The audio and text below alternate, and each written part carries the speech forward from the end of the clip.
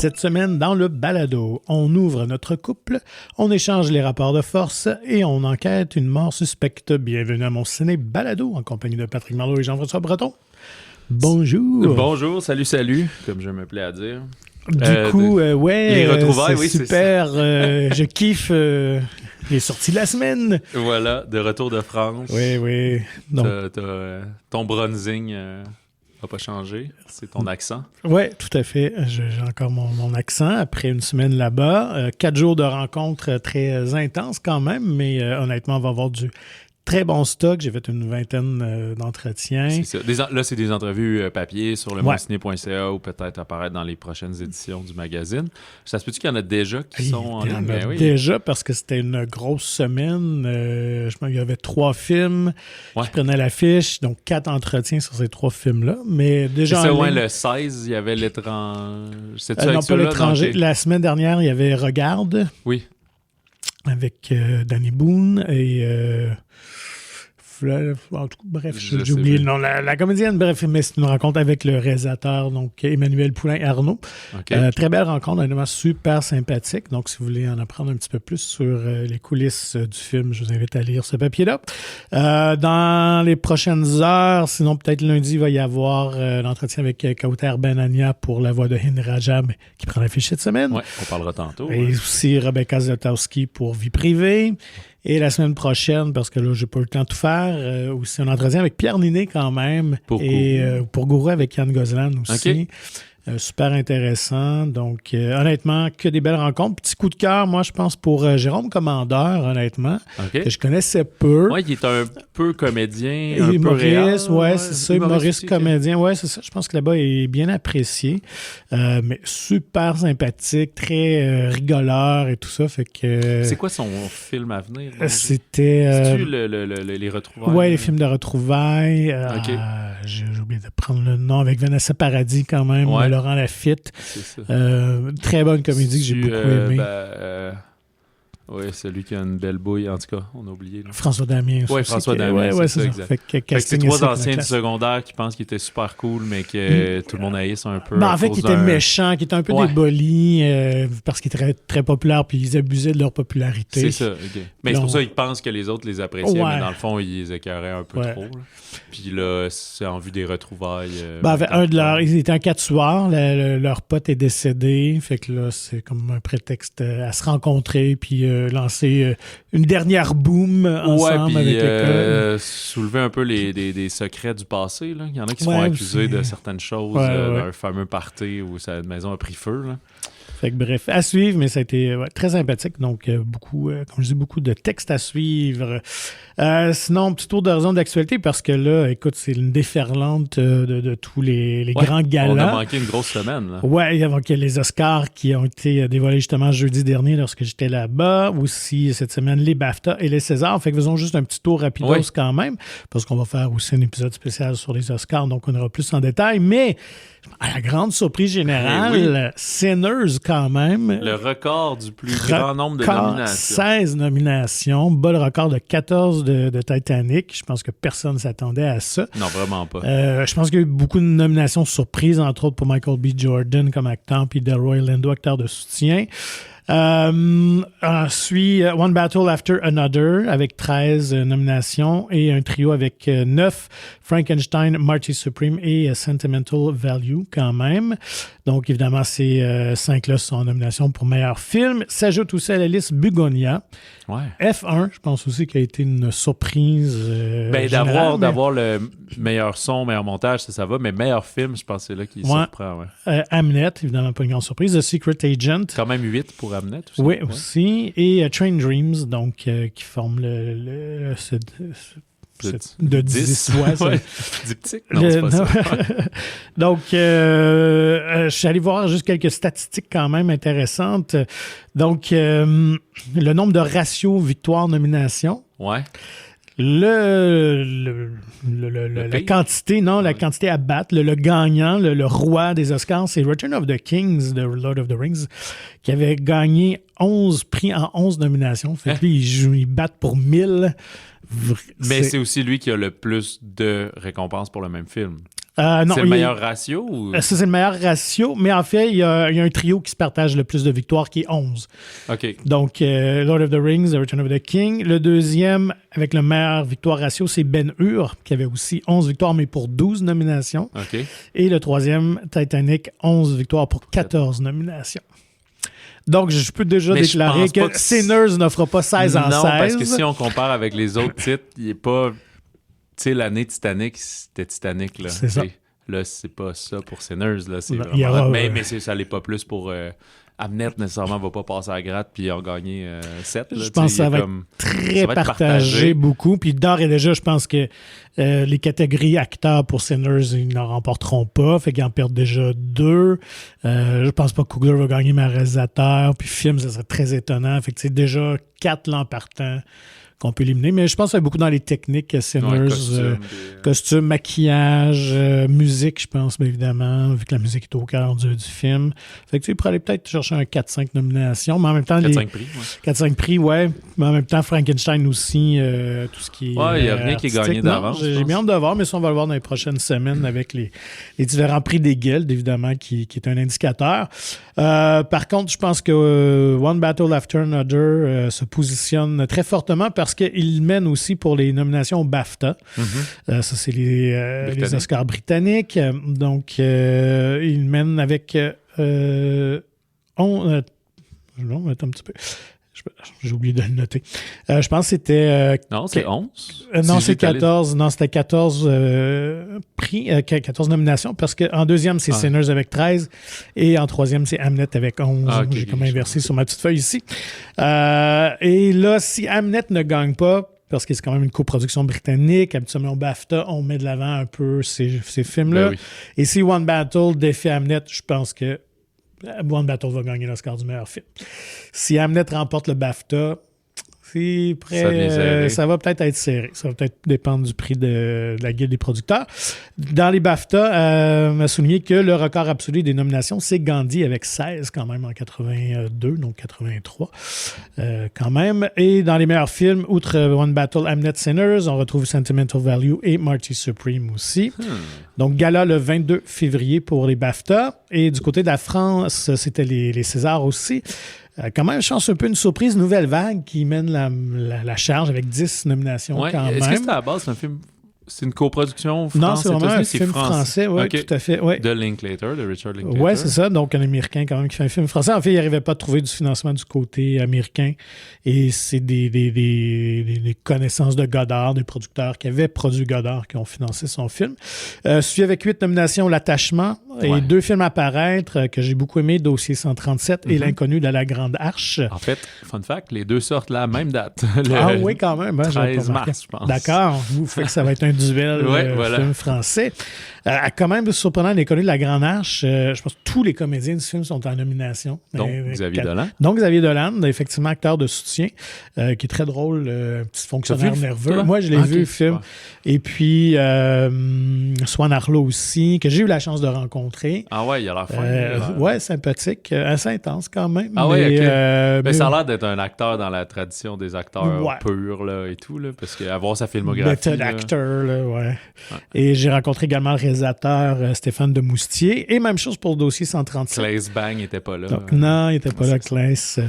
Mais j'ai rencontré Dominique Moll et Léa Drucker pour Dossier 137 aussi. Donc, super sympathique. Grosse année, Drucker, là, depuis 2-3 ans. Là, on la voit dans plein de films, de gros rôles et tout.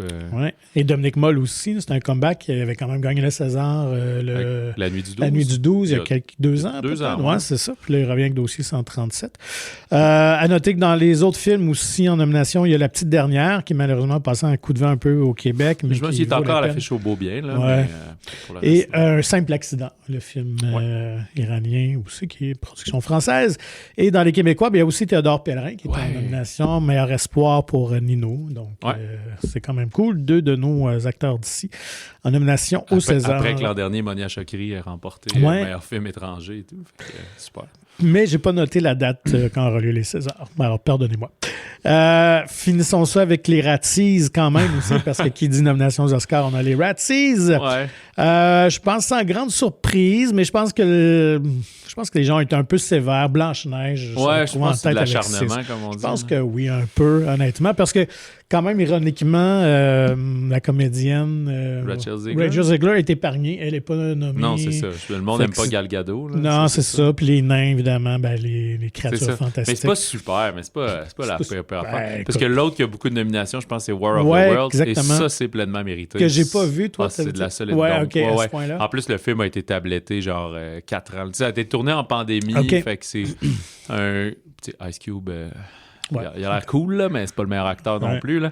Fait qu'il est là devant son écran, il travaille pour la CIA, puis là, il contrôle tout à distance pour essayer cette guerre des extraterrestres qui arrivent et qui attaquent. Fait que c'est vraiment un remake du film du roman d'H.G. Wells. Ben, c'est pas un remake, je pense que c'est une adaptation, parce que lui, il est juste là, puis là, c'est le genre de film où tu vois juste des écrans, puis lui, il contrôle, puis tu sais, très tournage pandémique, etc. Puis là, je pense que c'est de son point de vue, tout ce qui se passe, c'est de son point de vue. Ben, de son point de vue, mais qui est en fait de sa caméra qui le filme, lui. Là. Fait que il y a beaucoup d'aberrations dans cette affaire-là. C'est aussi une grosse pub Amazon en général, parce que le héros qui vient sauver tout au dernier moment, c'est un livreur. C'est un drone Amazon qui fait une livraison genre de clé USB au bon moment. Là. C'est vraiment de la cochonnerie. Là, mais... Fait que c'est pas sorti au cinéma, ça a été juste sur Prime directement, puis fait que ça mérite tout ce que ça reçoit. Alors, eux se partagent donc 6 nominations chacun. Parmi les autres films, The Electric State, une production Netflix, des frères Russo quand même. Ouais, mais les frères Russo, là, hors Marvel, ça s'est pas fait, puis c'est des films qui leur coûtent extrêmement cher, puis peu de résultats. Hurry Up Tomorrow, le désastre de The Weeknd, son projet Vanité, et un téléfilm Star Trek section 31, que je connais pas. Il est mal aimé. C'est ça. Fait que voilà pour les Razzies. Et je sais pas si nouvelles... on fait une bourde cette année là, de nommer un enfant ou quelqu'un qui fait pas pour l'instant. Dysphasie. Je pense qu'il y a encore la catégorie pire film de Stallone, là, une affaire de même. Là. Je pense où Stallone est en nomination. Oui, il est encore en nomination, c'est ça. Je pense il l'est à chaque année. Là, donnez-y un break. Allons avec bonne annonce. Écoute, ça, c'est un film... Je pense que ça peut être tout ou rien. Je pense que ça peut être très sympathique comme Dungeons and Dragons. Ouais. Il y a quand même Travis Knight, un bon réalisateur qui est derrière ça. C'est Masters of the Universe. Évidemment, donc le film de He-Man, peut-être plus connu sous le nom de son personnage. Qu'est-ce que t'en as pensé, toi, de la bande-annonce? Je suis sceptique de la même manière. C'est tellement sa pétarade d'effets spéciaux et de vaisseaux spatiaux, de monde genre chevalier mais futuristique. Ouais. Rétro-futuriste. C'est ça. Je me dis, soit ça va être genre exactement très surprenant, mais très rafraîchissant. C'est un film d'été, c'est un blockbuster qui sort 5 juin. Ouais. Fait que soit ça va être super cool, puis on va passer un bon moment, soit ça va être comme malheureusement du pré-mâché de toute cette sci-fi fantasy-là. Je pense vraiment ils font un peu les origines de He-Man. Donc d'après moi, il y a un objectif d'en faire une franchise. Bien, ben oui.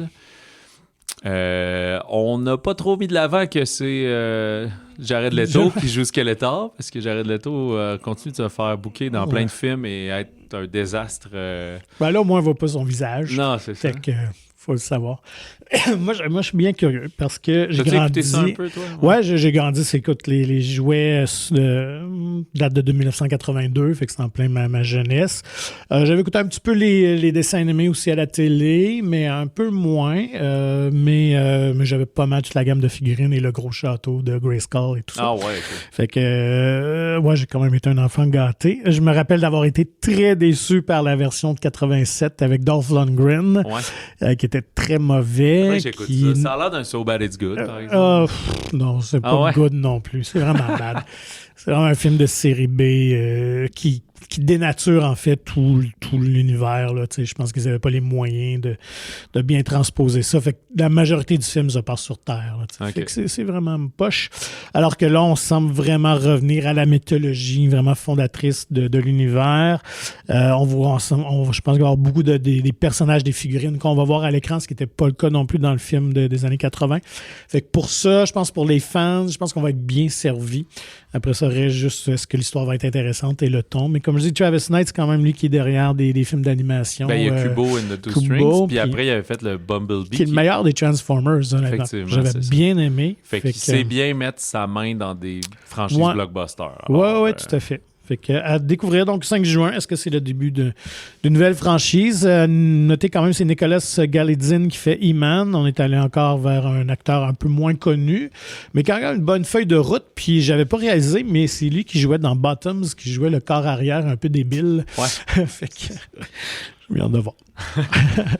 On jugera de sa performance. Mais je sais que déjà que ça chiale parce qu'on le trouve pas aussi gros, parce qu'évidemment, la figurine, c'est un peu aussi l'attrait. C'était des monstres. Là. Oui, c'était des bonhommes qui n'avaient aucun rapport. Fait que c'est sûr qu'il y a une stature, justement, plus d'Arnold Schwarzenegger, ce que Galitzine n'a pas. Mais en même temps, vraiment il s'est mis en shape. Oui, c'est ça. C'est quand même shapé, là, mais c'est sûr qu'on peut pas avoir il aurait fallu un lutteur à ce moment-là, puis ça donne pas toujours un bon dans le fond, quelqu'un de 34 ans, là, tu peux pas avoir 23 puis être gros de même. Là, ça fait pas assez longtemps que tu t'entraînes et tout. Ben, il y a peut-être plus que 23, là, mais... Il va avoir fin vingtaine. Tu sais, pense à Chris Evans, là. C'est parce qu'à maintenant on les compare entre eux ou Chris Hemsworth, là, les deux. Leur premier film, là, quand il avait 27 ans, là, puis leur premier Thor ou Captain America, versus les dernières fois qu'ils le faisaient, là, ils ont tous pris 25 livres. Wolverine, c'est pareil. Là, le premier, il est en forme. Là, puis là, le dernier, là, contre Deadpool Wolverine, là, qui a 50 ans puis qui s'est entraîné à fond. Puis c'est de la pure folie, mais à un moment donné, il faut aussi que l'âge fonctionne puis ça fasse des années que tu t'entraînes puis de plus en plus fort. Fait que tu peux pas... les joueurs de hockey, les athlètes, c'est pareil. Là. C'est ça. Je pense qu'il y en a qui font toujours du nitpicking, là, qui vont toujours chialer pour chialer. Allons avec mais c'est en plus, après, tu sais, ton bonhomme, il est man, mais au début, il travaille dans un magasin de linge ou je sais pas quoi, là. Il peut pas être genre face de même s'il s'entraîne pas, là. En tout cas, il y a comme des limites à tout ça. Il faut qu'il y ait une logique quand même. Allons avec les sorties de la film de la semaine et débutons, je pense, avec le film québécois qui fait jaser, je pense, depuis la sortie de la bande-annonce. C'est Folichonnerie d'Éric Kaboulian. Oui, Éric Kaboulian, qui est un habitué du podcast. J'espère que pour les auditeurs, vous commencez à reconnaître de plus en plus sa face ou sa signature. Il s'est fait connaître comme scénariste en travaillant sur les projets d'Émile Gaudreau, Menteur, puis De Père en flic. Puis éventuellement, il est allé travailler aussi, co-scénariser Le Plongeur, Viking, d'autres affaires. Il était déjà avant ça Prank, Les Barbares de la Malbaie, Avant qu'on explose, etc. Et que là, c'est la première fois qu'il réalise. On l'a vu aussi un peu dans Faradar, il y avait le rôle titre, et cet été dans Amour Apocalypse, il jouait l'ami de Patrick Yvon. Bref, ici, Folichonnerie, lui et Catherine Chabot jouent un couple qui sont en relation depuis 16 ans, sont parents de 2 enfants. Ils sont très ouverts l'un envers l'autre, ils se font pas de cachette, ils communiquent bien, ils sont cool, mais sexuellement, ils sont pas du tout à la même place en ce moment. Lui, il veut plus, puis elle est plutôt refroidie actuellement. Fait qu'ils décident, après une conversation avec des amis, d'ouvrir leur couple, donc de s'ouvrir à des expériences sexuelles différentes avec d'autres gens, en espérant que ça va combler le vide qui est au centre de François, du personnage de Bouliane.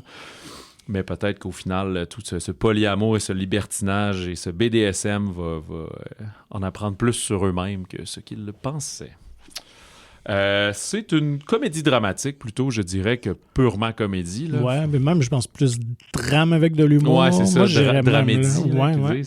Oui, on est plus sur un film qui est un peu introspectif à sa façon. Comme je disais, on a fait un épisode spécial là, qui est en ligne depuis hier, là.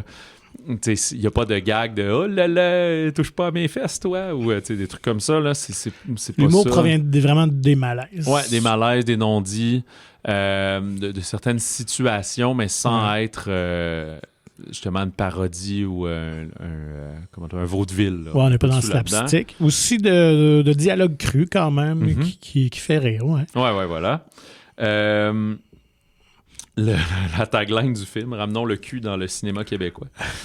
Fait que oui, il faut noter que c'est 16 ans et plus aussi. Oui, voilà, c'est ça, parce que c'est un film qui que de la nudité. C'est ça, très suggestif, nudité frontale, simulation d'acte. C'est pas un film qui se veut érotique, cela dit, vraiment pas.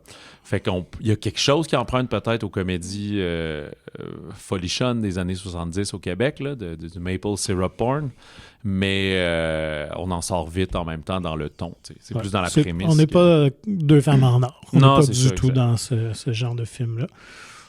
C'est une approche que Éric avait commencé avec son court-métrage Faire un enfant. Que j'ai pas vu, mais il faudrait que je voie. Pendant un temps, il était sur Vimeo. Il y a souvent le Selection Pick, là, fait qu'il est comme gratuit. Il a fait le tour du monde aussi avec ce court-métrage-là.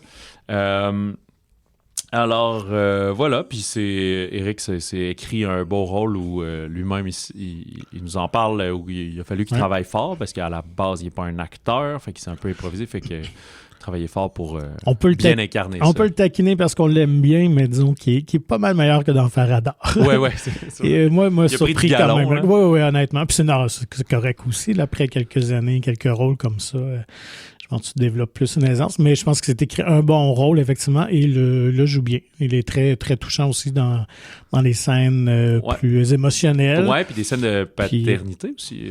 Qui se jouent bien. Les scènes familiales sont super cool, les quatre ensemble.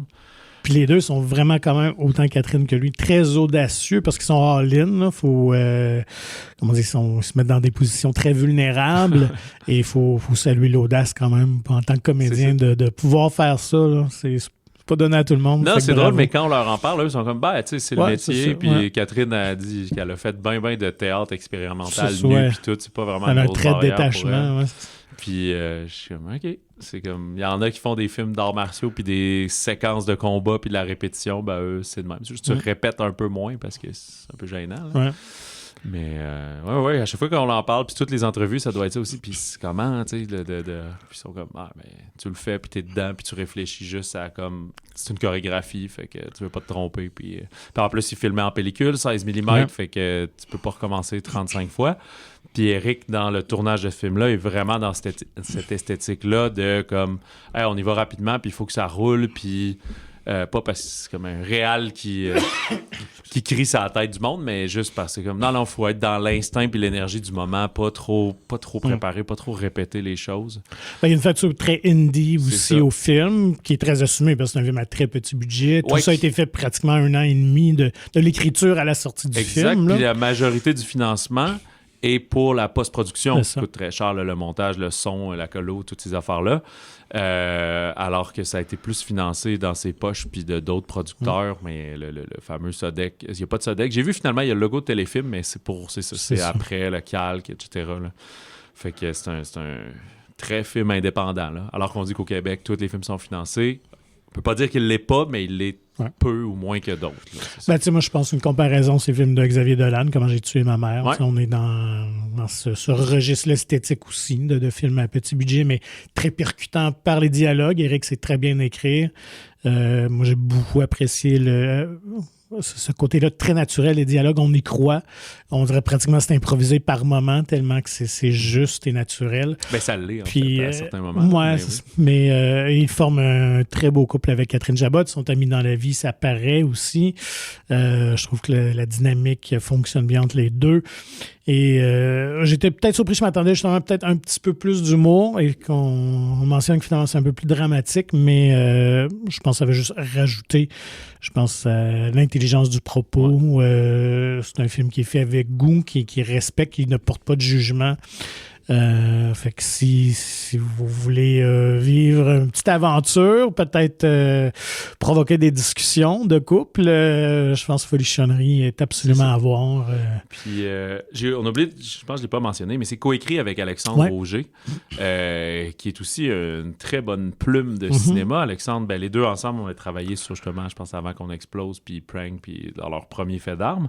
Mais Alexandre aussi a travaillé sur Gagne ton ciel, qui a pris l'affiche la semaine passée. Oui, c'est quand même drôle. Je parlerai plus tard dans l'émission. Puis Bungalow, coécrit avec Laurence Côté-Collins, qui est un de mes films favoris de la dernière décennie. Fait que c'est ce côté-là aussi de très réaliste, peu, mais un humour noir, un peu de cynisme quand même dans tout ça. Voilà, fait que un très bon film. Mais mon seul bémol, c'est ça, c'est que je pense qu'Éric, dans la communauté Letterboxd, Facebook, tout, est très, très apprécié.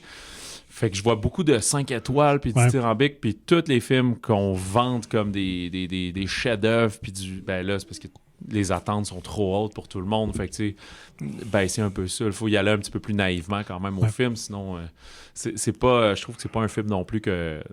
Mon appréciation, mais qu'on dit, c'est plus un drame avec des pointes de comédie. Là, on se tape pas ses cuisses non-stop. Là, c'est pas à s'en bidonner, mais c'est super vrai, intelligent, c'est ça. Si vous cherchez des films très léchés puis découpables, ben, c'est pas ça, on l'a dit. L'énergie est différente dans la facture. Plus inspiration de style New York, de films de dialogue, puis ça y va. Alors, mais c'est une très bonne vue dont on entendra parler toute l'année. Déjà que ça fait 1 an qu'il jouait à Locarno, puis au TIFF, puis partout dans le monde, etc. Fait que l'année est complètement folichonnerie. Restons du côté français.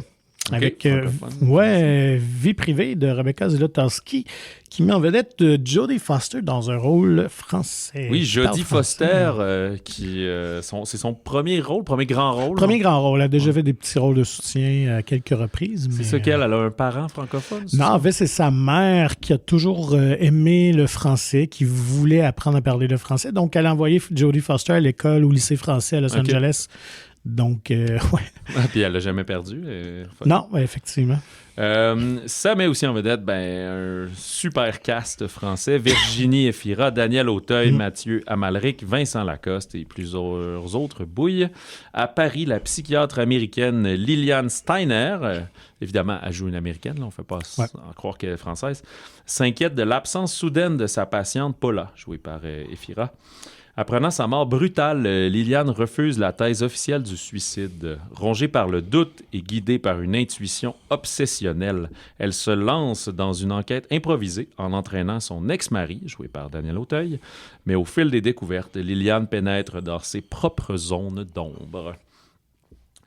Aussi, drame policier, mais un petit côté comique quand même, un petit côté léger à tout ça, là, parce que c'est pas une policière, comme on dit, c'est juste qu'elle enquête à gauche, à droite, elle réalise qu'elle n'est pas très bien appréciée de l'entourage de sa défunte patiente, qui elle aussi avait tout le monde peut consulter, mais qui avait des moments rough à la maison. L'actrice est super bonne. Jodie Foster brille là-dedans, du plaisir, c'est le fun de la voir dans une autre langue. Ça fait longtemps qu'il me semble on l'a pas vu dans un rôle plus léger comme ça aussi. Elle tourne un peu moins, j'ai l'impression. Oui, tout à fait. J'oublie de mémoire. Quand même un clin d'œil à mener l'enquête, vu que c'est un de ses plus grands rôles, Le silence des agneaux, quand même. T'as parlé à Rebecca Zlotowski. J'ai oublié, c'est quoi, Les enfants des autres, son précédent film? Oui, c'était ça. Avec Virginie Efira. Oui, tout à fait. Oui, très sympathique. Beaucoup de jasettes, qui parlait justement de ce choix de Jodie Foster, qui lui avait déjà soumis un rôle il y a une dizaine d'années pour un autre projet. Ça n'avait pas fonctionné. Fait qu'il est comme revenu à la charge et cette fois-ci, c'était la bonne.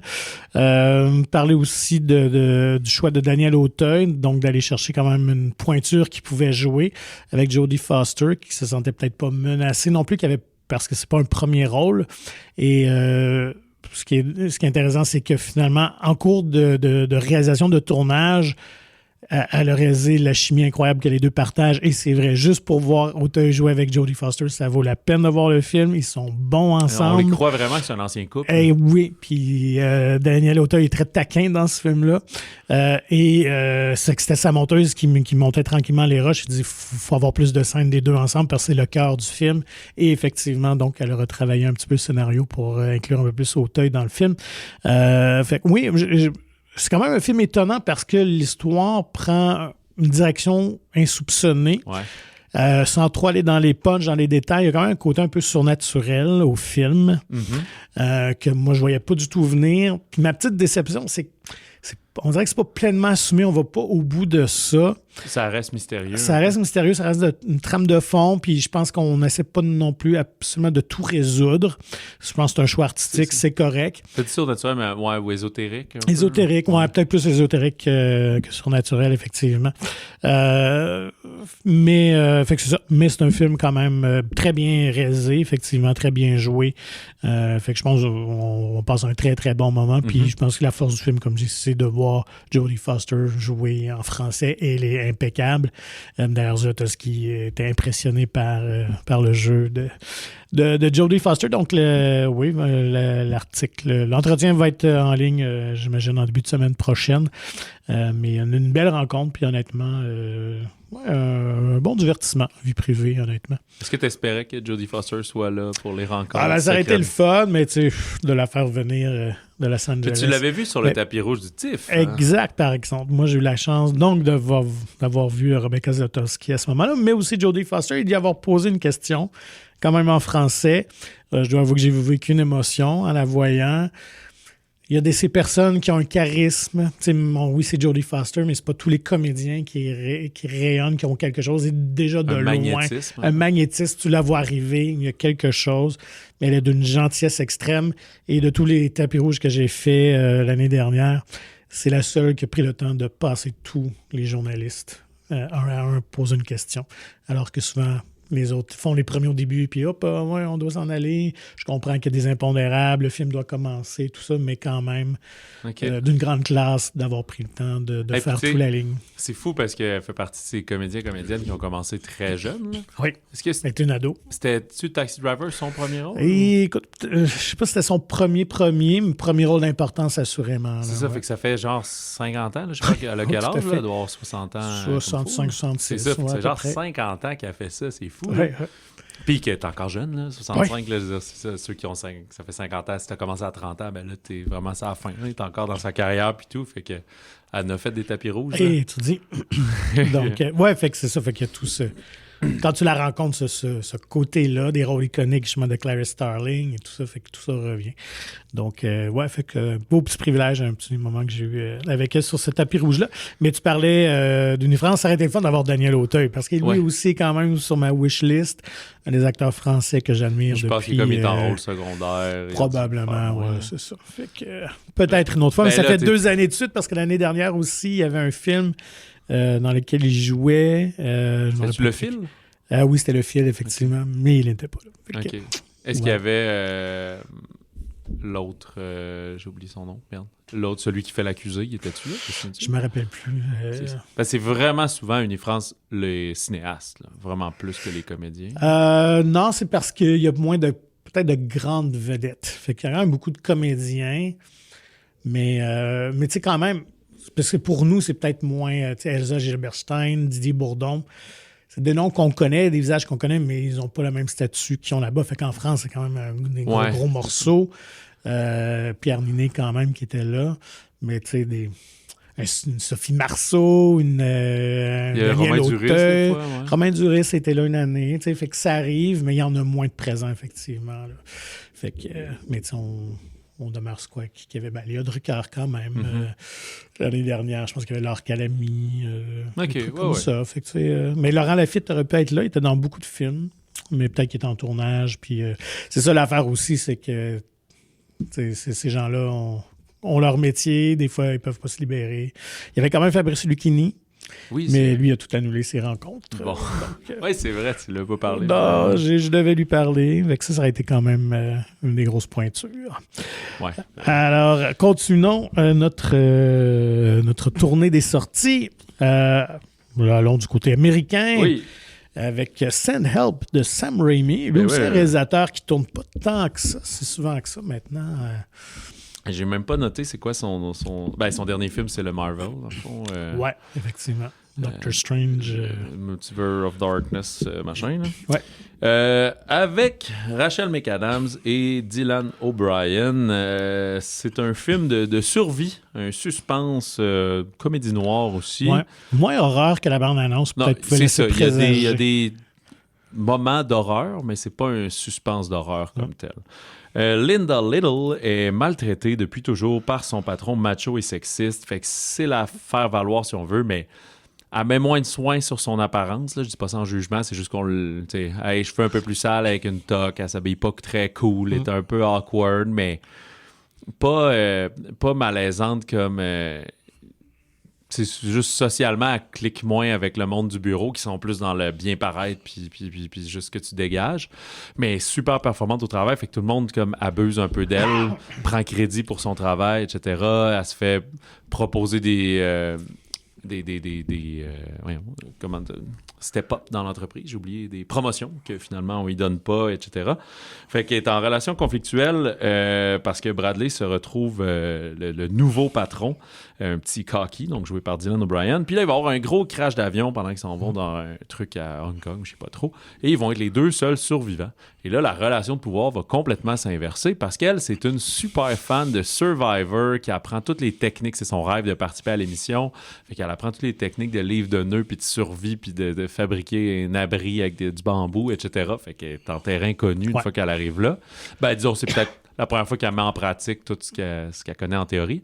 Puis lui, ben, il est blessé pendant le crash, justement, à la jambe. Fait qu'il se retrouve vraiment à sa merci, puis il est assez ingrat. Puis il garde beaucoup dans sa tête le rôle de employé patron, mais t'es comme, ben là, on n'est plus là, on est sur une île déserte, puis on essaie de survivre.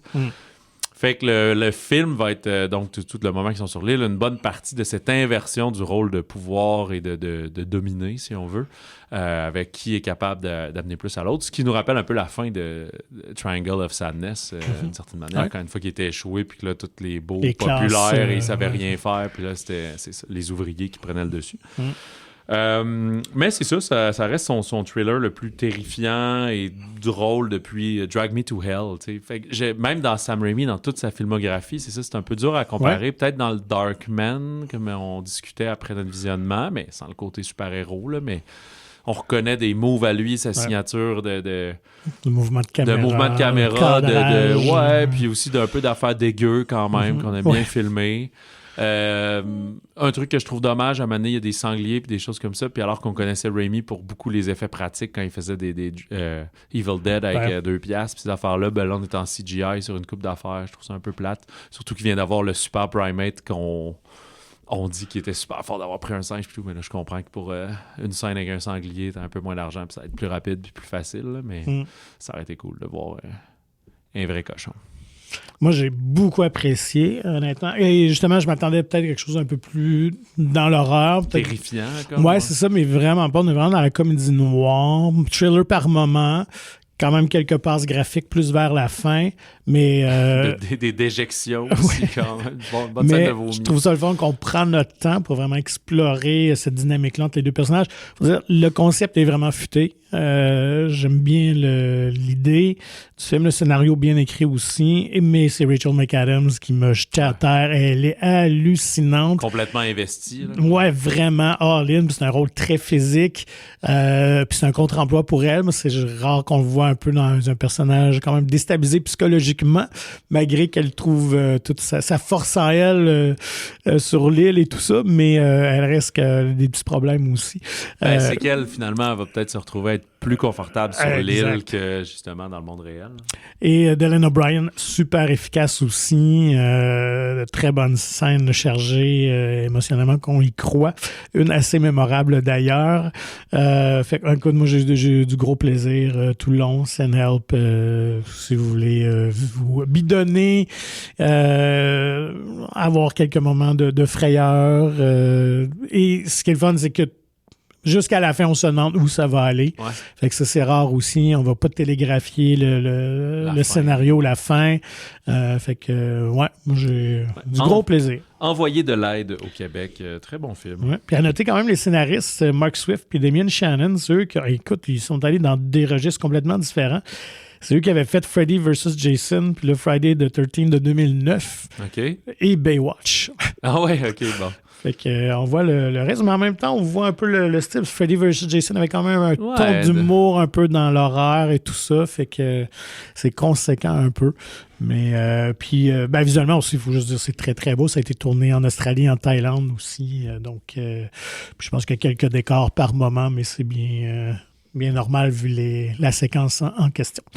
Donc, Send Help de Sam Raimi à voir, je pense.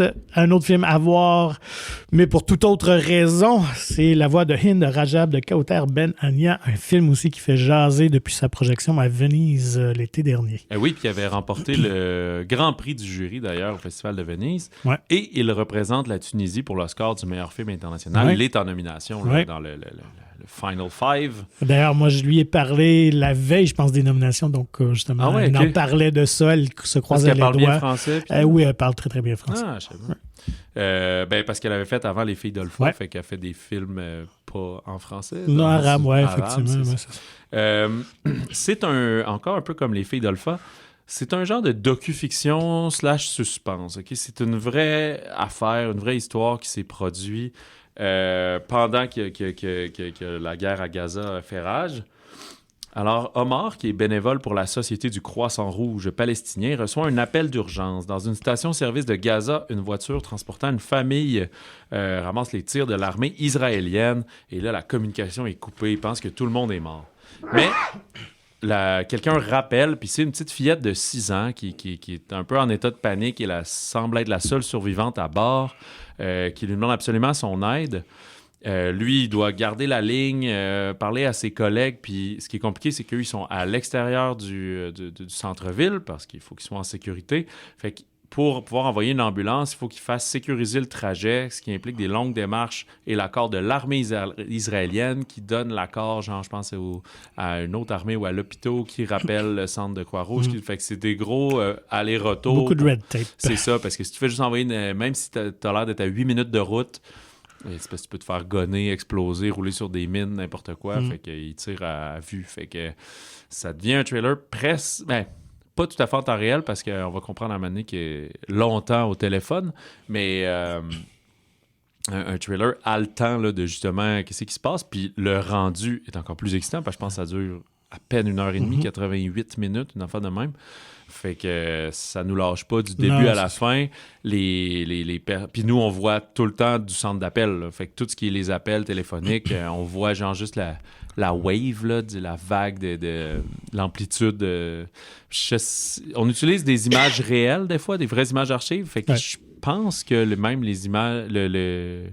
L'audio des appels, je pense que c'est celui de la vraie petite fille. Exact. C'est ce qui est troublant. Donc, eux, ils recréent ce que le personnel a dit. Parce que c'est comme des acteurs qui refont. Exact. Sauf que tout leur dialogue, c'est aussi les vraies paroles que les gens de... C'est ça. Ce qu'on ajoute, ce qui est en dehors des appels, là, c'est ce qu'on ajoute un peu avec leur témoignage. Une reconstitution, finalement. Oui, vraiment. Donc, mais oui, donc, c'est ce qui choque, c'est ce qui heurte donc d'entendre cette vraie voix-là, de cette petite fillette-là prise dans cette position-là insoutenable, infernale.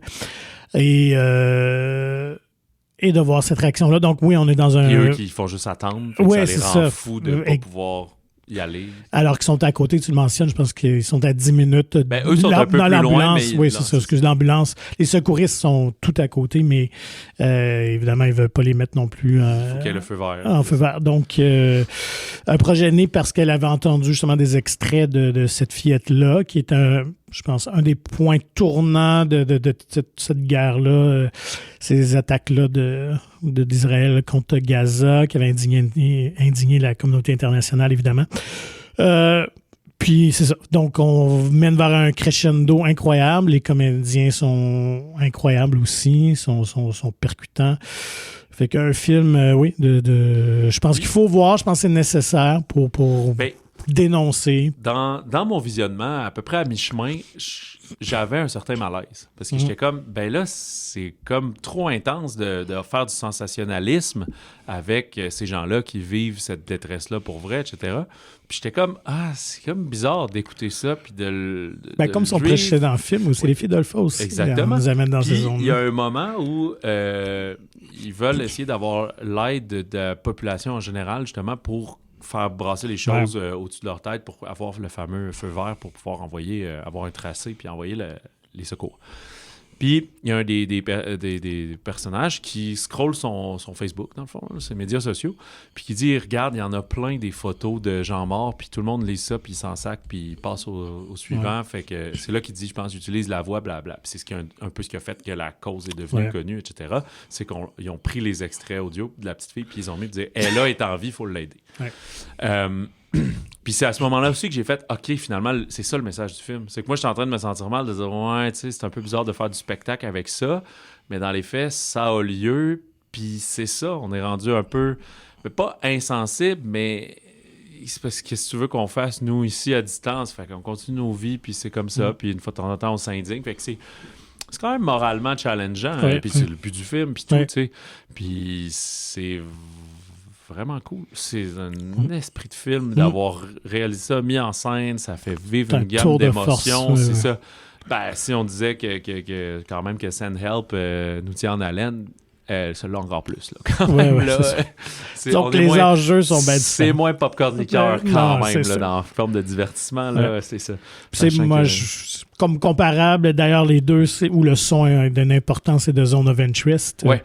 Et d'ailleurs, Jonathan Glazer est un des coproducteurs, un producteur exécutif au film quand même. Ouais, puis il y avait un autre gros nom que j'ai vu. Il y a Brad Pitt, Joaquin Phoenix. En fait, ce qui est arrivé, c'est qu'en post-production, un des producteurs du film était un des coproducteurs de Zone of Interest, donc elle a réussi à embarquer Jonathan Glazer, qui a fait circuler ça un peu à Hollywood, donc d'aller chercher justement Spike Lee, entre autres. Ceux qui sont un peu plus socialement impliqués. Ouais, c'est ça, pour porter le film, le faire connaître, le faire distribuer, le faire montrer. Donc, d'ailleurs, je pense qu'il y a eu plein de projections au Parlement européen, à l'ONU et tout ça. Fait qu'il y a ce côté-là qu'elle elle est très heureuse, finalement, aussi, au-delà qu'il soit présenté en salle. Mais c'est une anecdote intéressante parce que j'étais curieux de voir comment elle a dirigé ces comédiens-là aussi, parce que c'est un sujet hyper sensible. Puis ils sont toujours à fleur de peau là, tout le long du film. Et puis, donc, ce qu'elle a fait, c'est eux, ils ont repris leur scénario qui était vraiment les vraies répliques, les vraies paroles émises par ces gens-là. Mais ils n'avaient pas entendu les enregistrements audio de la fillette. OK. Ils avaient une oreillette, donc quand elle arrivait pour filmer pour la première fois, donc ces extraits-là sonores avec Inrajab, elle le faisait jouer. Donc, on voit vraiment leur réaction en temps réel. Ouais. Leur réaction face à l'enregistrement. Puis, tu sais, c'est une enfant de 6 ans paniquée, fait que c'est pas toujours clair ce qu'elle dit. Puis des fois, elle revient sur genre... Mais là, venez me chercher, là, tu sais. Mais là, pourquoi tu viens pas me chercher, là? Puis là, il est où mon oncle? Puis là, t'es comme... Donc, toute une expérience, un film d'une puissance, La voix de Hind Rajab, de Kauter Banania, et un texte qui va suivre bientôt. C'est qui a les devants, tu penses, pour le prix du meilleur film international pour les Oscars? Ouais, Valeur sentimentale? Je pense que The Secret Agent, moi, je pense. Ah ouais, OK. Ouais. T'es en train de... repasser les autres. Est-ce que même Simple Accident pourrait peut-être être encore là? Et oui, il est là. Ben, il est en nomination, mais je veux dire... mais le fait que l'autre a remporté le Globe, qu'il soit en nomination aussi. Meilleur film, meilleur acteur. Même Sentimental Value aussi a beaucoup de... Mais je pense que... Ouais, j'ai l'impression que Secret Agent, c'est faufilé, a pris la pôle. Et c'est rallié. OK. Il reste beaucoup de films. Je vais... passer... OK, on va essayer de garder ça en genre de 10-12 minutes, là, 10 minutes. Là. Plein d'affaires, OK? J'aimerais revenir sur la semaine dernière, le 23 janvier 2026. Il est sorti Mercy, reconnu coupable de Timur Bekmambetov. Ça, pourquoi je veux en parler? C'est parce que le film s'est fait mitrailler. Le Rotten Tomatoes est super bas, mais c'est vraiment quand même un bon divertissement de cinéma. Okay. Et la preuve, c'est que le Rotten est à 24% des critiques, mais il est à 80% du public. Fait que c'est quand même what you see is what you get.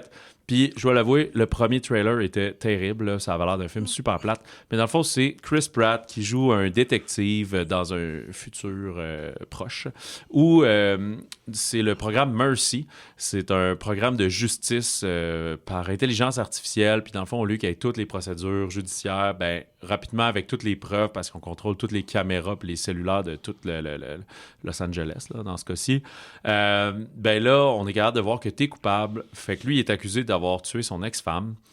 Et il y a 90 minutes pour prouver son innocence en utilisant toute cette technologie-là pour aider à faire baisser son niveau de culpabilité à 90%. En bas de 90%, on dit comme « Ah, ben là, ça se pourrait que tu sois innocent. » Fait que... puis c'est Rebecca Ferguson qui joue cette intelligence artificielle-là. Fait que oui, pendant une bonne partie, ben c'est ça, Timur Beck machin. Lui, il était producteur sur toutes les Unfriended, puis les Missing, puis toutes ces affaires-là qui sont... Ben, on riait de War of the Worlds en début, là, parce que c'était terrible, vraiment, là, mais de genre personnes qui sont à l'ordi, puis qui contrôlent, puis qui ouvrent des affaires, puis c'est des films d'écran dans ton écran. Là. Fait qu'il y a quand même ça dans le film, puis tu sais... Il joue à l'extérieur de ça, mais ça va être avec des images archives parce que dans le fond, c'est un policier, il est accusé d'avoir tué sa femme, c'est pas vrai. Fait que là, il essaie juste de trouver, ben j'étais où? Ben là, c'est vrai que j'étais pas supposé boire, puis là, j'étais chaud marde, puis là, j'ai fait quoi? Nanana. Fait que ça réinvente pas la roue, c'est un thriller, c'est un bon film à popcorn. C'est ça. Tu sais, boudez pas votre plaisir. C'est vraiment ça. C'est pas le pire film du monde comme on laissait penser. Reconnu coupable, voilà. On parlera d'Hamnet une autre fois, tu préfères-tu, ou autour des Oscars, vu que t'as pas le temps de le voir encore. Mais il est ressorti le 23 janvier en large, enfin dans plein de cinémas, puis là, avec toutes ses nominations d'Oscars et ses gagnants de Golden Globe et tout, ça cartonne, ça connaît un très bon succès, là, une ressortie. Il était sorti à Thanksgiving initialement, mais dans un marché très limité. C'est un film, allez-y, pour les performances des acteurs, la mise en scène, etc. Mais c'est pas une histoire très jojo, là, nécessairement. C'est pas Shakespeare in Love. Non, c'est ça, exact. C'est Shakespeare in Deuil. Gagne ton ciel de Mathieu Denis. Je n'ai parlé un peu d'entrée de jeu, co-scénarisé avec Alexandre Auger, donc de Folichonnerie.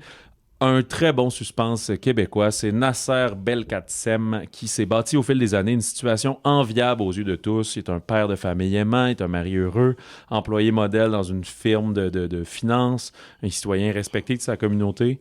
Mais pour lui, c'est pas assez. Lui, il veut... C'est un film sur le fake it till you make it. Il veut transcender sa classe sociale. C'est un fils d'immigrant. Il dit, pourquoi je fais, je sais pas, 100 000 par année, je devrais en faire 500 000, je suis capable. Fait il pousse, il met de l'argent il veut investir de l'argent, essayer de faire des bons moves, puis tu sais, c'est un peu comme du gambling, plus tu perds, plus il faut que tu te refasses fort, puis c'est jamais assez et tout. Fait qu'il va se retrouver dans une situation assez extrême où il va commettre peut-être de mauvais choix.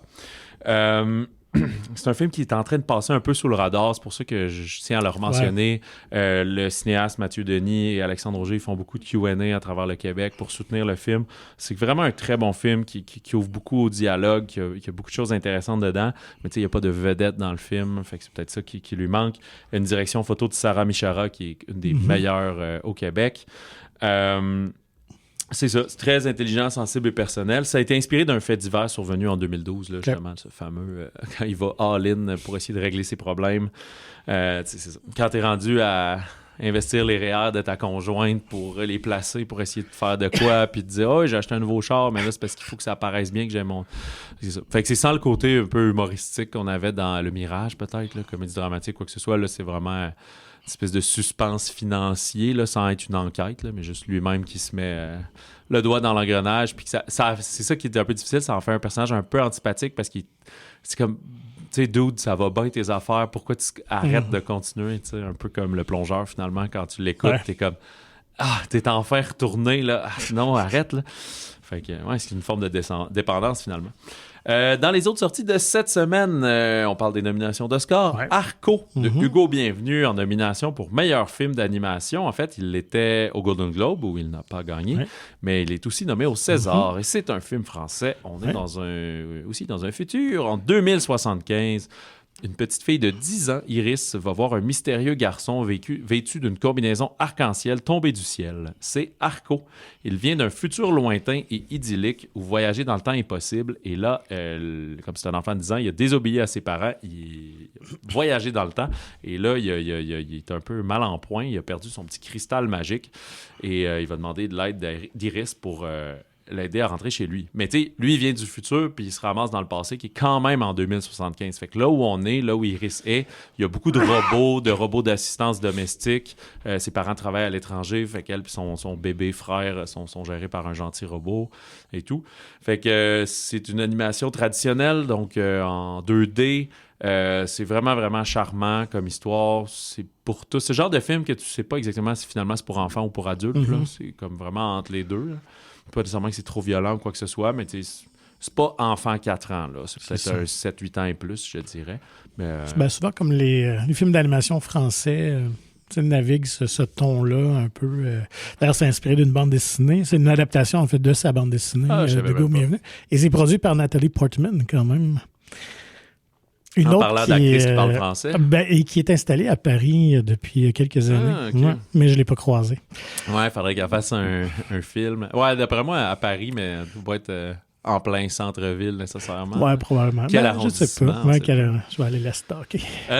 On continue. La France continue de débarquer sur nos écrans. Tes amis Yann Gozlan et Pierre Ninet nous présentent Gourou, où Ninet joue Matt, un coach de vie en développement personnel. C'est lui le plus populaire de France dans une société en quête de sens où la réussite individuelle est devenue vraiment sacrée. Fait qu'il propose à ses adeptes des rencontres personnelles, puis aussi dans des foules. Puis on voit les dessous de ça, de comment il arrive à savoir l'identité de chaque personne, puis pouvoir faire son show, etc.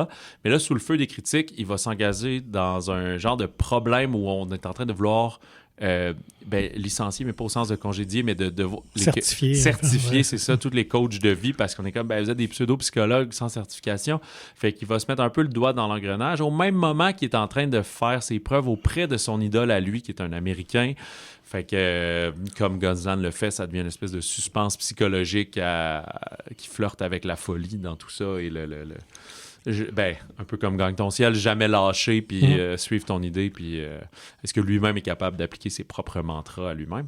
C'est quand même un film qui a un univers très original, très fascinant aussi, puis qui est très d'actualité, là, parce que ça pullule partout, ces genres de personnes-là. Ninet est un excellent casting pour le personnage. Là, tu vois qu'ils l'ont développé ensemble un peu l'idée. C'est son idée, c'est ça. Qui a donné à Gozlan, qui avait joué dans Boîte Noire ensemble quelques temps. Et d'ailleurs, qui porte toujours le même Mathieu Levasseur, qui a le même nom dans ses 3 films avec... Je savais pas ça. C'est comme un François Pignon. Oui, puis Yann Gozlan disait que chacun est comme une version, pourrait être une version du personnage. Ouais. Dans son premier film, L'homme idéal, là, qui est un writer, mais qui vole son manuscrit, il y a aussi ce côté un peu de charlatan-là. Boiton, il est plus droit, par exemple. Là. Il est plus qui est le plus justicier. Le phénomène Iron Long de Mark Fishback, un film d'horreur. Tu m'apprends ça. Mais ça buzz, là. Ça, c'est un YouTuber qui a genre 40 millions d'abonnés qui joue d'habitude à des jeux vidéo en ligne, puis un YouTuber d'une 30aine d'années, là, qui a financé, il a pris les droits d'un jeu vidéo d'horreur, puis il a réalisé, il joue dans le film, il a tourné un film qui a coûté quelques millions de dollars, là, une petite production, mais quand même, avec les moyens de ses ambitions. Puis au début, il était autodistribué, il a sorti sur 200 écrans aux États-Unis. Le film n'est pas sorti, il sort partout le 30 janvier, mais il avait été... une entente de diffusion de 200 écrans, puis là, le monde écrivait au cinéma, puis tout, puis ces gens-là, ils ont comme des armées, là, malgré eux, là. Puis là, ça écrivait partout, puis finalement, c'est tombé au Canada, puis ça arrive au Québec, puis voilà. Fait qu'il y a juste une version anglaise. D'après moi, c'est un film événement, là, si ça vous intéresse, si vous connaissez Fishback ou le jeu ou quoi que ce soit, ça va pas mal être en fin de semaine. Peut-être qu'il va y avoir des petites résiduels le week-end prochain, mais je pense que c'est vraiment maintenant que ça se passe pour aller voir Iron Long. Il y a un nouveau Jason Statham de Rick Roman Wong, qui est un classique, qui travaille surtout avec l'autre Écossais, là, d'habitude, là, qui fait des films d'action aussi. Écossais ou Irlandais, là, je peux me tromper. Gerard Butler. C'est ça. Mais là, c'est son premier Statham, refuge fatal. Mason vit isolé sur une île écossaise après avoir sauvé une jeune fille de l'océan lors d'une terrible tempête. Il déclenche une série d'événements qui provoquent une violente attaque dans son refuge et doit sortir ses guns et nous découvrir qui il était et pourquoi il était caché là. Il y a Les Échos du passé, Sound of Falling, qui était le représentant de l'Allemagne pour l'Oscar du meilleur film international, qui avait fait la courte liste, il me semble, mais qui n'a pas fait le Final Five, de Masha Chilinski. 4 filles dans 4 décennies différentes grandissent ensemble dans une ferme et semblent être liées les unes aux autres de manière un peu justement ésotérique, ou des liens de sang, de descendance et tout. Je sais pas comment décrire ça, vraiment une espèce de drame international de grande qualité avec des images qui, amené, on filme des anguilles, puis là, on est comme, qu'est-ce que ça représente exactement, là? Est-ce que tu peux décerner tous les codes de ce film-là? Toujours des séquences weird, genre quelqu'un qui va caresser la plaie de quelqu'un qui a perdu sa jambe à la guerre, là, des obsessions bizarres. Fait que ça fait un peu film de festival, mais il y a vraiment une grande qualité à ce film-là, mais plus de questions que de réponses dans ce genre de vue-là. Ça sort le 30 janvier. C'est une production une distribution de Mubi, fait que quelques écrans éventuellement sur la plateforme dans quelques mois. Je pense qu'il y a d'autres cinémas que c'est le 6 février, donc la semaine prochaine, qui vont l'ouvrir. Et pour les plus risqués et ceux qui n'ont... je sais pas comment dire, comment qualifier, je pense qu'il y a 2 écrans au Québec qui présentent Mélania. Oh! Le fameux... controversé documentaire sur les 20 jours autour de l'investiture présidentielle de 2025 de Donald Trump. Mais on suit Melania Trump, donc sa conjointe, qui ont l'air d'avoir une relation purement légale, aucunement inspirante, si on veut. C'est réalisé par Brett Ratner, qui est maudit. Je pense qu'il vit même plus aux États-Unis. Il est accusé d'agression sexuelle, de plein de choses. Ses grands faits d'armes de succès sont les Rush Hour. Et là, Trump pousse beaucoup pour qu'il y ait un Rush Hour 4 avec Brett Ratner. Fait que tout ça, et je me permettrai mon opinion, est complètement dégueulasse. Puis, je suis empathique envers le distributeur québécois qui est obligé de travailler pour gagner des écrans pour avoir Mélania, puis essayer d'expliquer à MGM qu'est-ce que moi, non, c'est ça, c'est pas trop la cote en ce moment au Canada, Mélania. Fait que, écoute, aux 2 cinémas qui ouvrent, je pense que c'est le Forum et tout, qui sont des cinémas plus anglophones pour Montréal, tu sais, pitchez-leur pas des tomates, là, c'est juste de la business, puis on met le film, là. Si Guzzo avait été encore en forme, il l'aurait mis, c'est certain. Ouais. Fait que c'est la vie, allez juste pas voir le film, puis ça va finir là. Ça a l'air merdique aussi, quand même. Il sera probablement sur Prime dans quelques semaines ou mois, si jamais vous voulez le vivre, là. Donc, je pense que ça va sentir la vanité à plein nez. Ouais, voilà, ça c'est sûr que c'est une... C'est un peu biaisé, tout ça. La semaine prochaine, 6 février, Magali Lépine-Blondeau tombe en amour en France, dans L'Homme idéal avec Jonathan Cohen. Tout le monde tombera en amour avec Jonathan Cohen. Pour nous contacter, il y a d'autres films, je me souviens plus. Pour nous contacter, d'ici là, écrivez-nous au balado@commercialmonciné.ca et suivez Magazine Mon Ciné sur Facebook et Instagram. Procurez-vous gratuitement le Magazine Mon Ciné avec Catherine Chabot en couverture, qui est disponible en version numérique ou physique dans votre cinéma favori de la province. Et pour lire tous tes entretiens, tous ceux qui sont là et qui s'en viennent à chaque jour pratiquement, visitez le monciné.ca. Sur ce, on vous souhaite bon cinéma, bon popcorn, et si jamais vous planifiez un voyage en avion, c'est peut-être le temps de réécouter tous les épisodes de Survivor en rattrapage, ça pourrait vous être bien utile.